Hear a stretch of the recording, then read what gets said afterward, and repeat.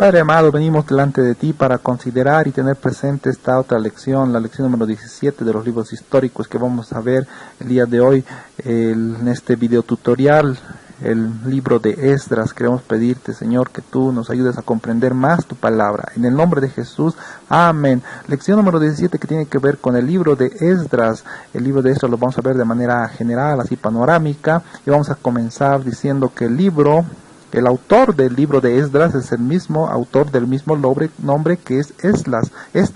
La fecha de redacción de Esdras oscila dentro del siglo V antes de Cristo.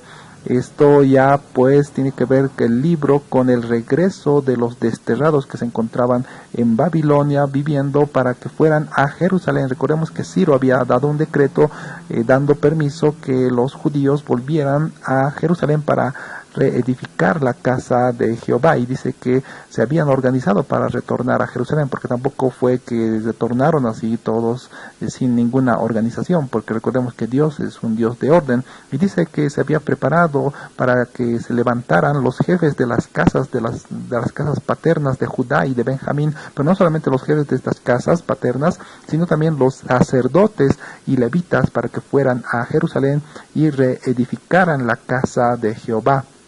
En el capítulo 2, del versículo 1, dice lo siguiente: estos son los hijos de la provincia que subieron del cautiverio de aquellos que Nabucodonosor, rey de Babilonia, había llevado cautivo a Babilonia, y que volvieron a Jerusalén y a Judá, cada uno a su ciudad. Estos son los hijos, dice, ¿no?, de las provincias que subieron del cautiverio. En el capítulo 2, si vamos a leer en nuestras Biblias, vamos a encontrar una larga lista de nombres quienes retornaron a Jerusalén, y esto es parte de aquella organización para la vuelta a Jerusalén, pero no todos volvieron, sino solamente ciertas personas para que fueran a reedificar la casa de Jehová. Y cuando estaban reconstruyendo la casa de Jehová, habían echado los cimientos del templo del Señor, y dice que el pueblo cantaba y alababa, dando gracias a Dios porque se habían echado los cimientos de la casa de Jehová.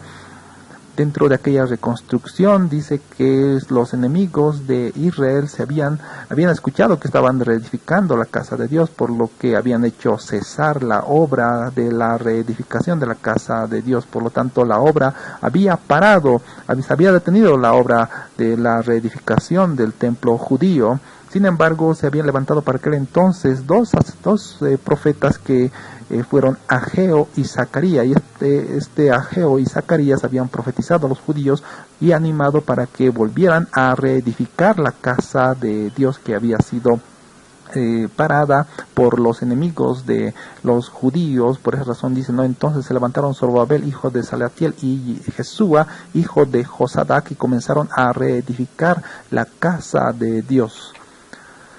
Una vez que ya habían terminado la reedificación de la casa de Dios, Esdras había retornado y luego otra vez había vuelto a Jerusalén. Luego de 60 años, Esdras había vuelto a Jerusalén y se había encontrado con la sorpresa de que luego de 60 años que había retornado Esdras, dice que los hijos de Israel, los hijos de Judá, habían tomado hijas de las naciones extranjeras, quienes habían hecho pecar al pueblo, por lo cual hizo una reforma, y esta reforma pues cautivó a muchas personas, como a Secanías, y Secanías dijo: nosotros hemos pecado. Luego dice: ahora pues hagamos pacto con Dios, que despediremos a todas las mujeres y a los nacidos de ellas, es decir, de aquel yugo desigual con los que habían contraído matrimonio, pues habían despedido a sus mujeres, también a los que habían nacido dentro de aquellas relaciones que tuvieron con otros pueblos.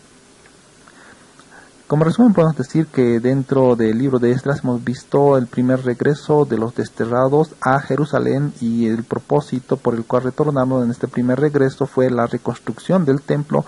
Luego, dentro de ese retorno se encontraba Esdras, luego de que se había terminado de reconstruir el templo. Esdras había retornado, pero luego nuevamente había vuelto a Jerusalén, y en su segundo regreso de Esdras había visto de que el pueblo había pecado tomando mujeres de las hijas de los extranjeros, por lo cual Esdras hizo una reforma. Dentro de esa reforma estaba pues arrepentirse y despedir a las mujeres que habían tenido, habían contraído matrimonio, habían contraído alguna cierta relación con las mujeres, y también a sus hijos despedirlos.